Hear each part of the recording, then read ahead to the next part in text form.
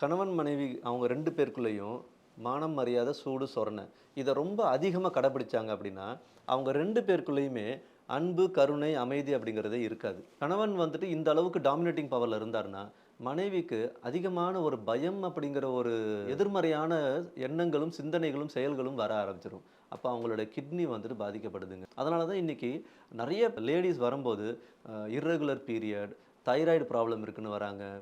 முட்டி வலிக்குதுன்னு வராங்க, பேக் பெயின் இருக்குன்னு வராங்க, கால்ல ஸ்வெல்லிங் ஆயிடுச்சுன்னு சொல்லி வராங்க.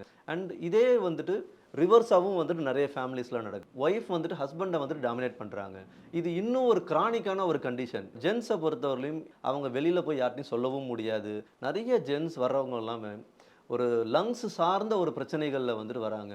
வீசிங், ஆஸ்துமா இது மாரியான ஒரு லங் ரிலேட்டடான ஒரு தொந்தரவுகள் அதிகமா வராங்க. இதுக்கு எல்லாமே காரணம் என்னன்னா, தனக்கு தானே கவலைய வந்துட்டு அவங்க பூட்டி வச்சுக்கிறாங்க. ஸோ கணவன், மனைவி 2 பேருமே இந்த சொல்லக்கூடிய 4 விஷயம் மானம், மரியாதை, சூடு, சொரணை இந்த 4ம் தான் கல்பிரிட். இந்த 4யும் வந்துட்டு அவங்க 2 பேருக்குள்ள இருந்து தூக்கி வெளியில போட்டுட்டாங்கன்னா, சைக்காலஜிக்கல் டிஸார்டர் எதுவுமே வர்றதுக்கு வாய்ப்பு கிடையாது.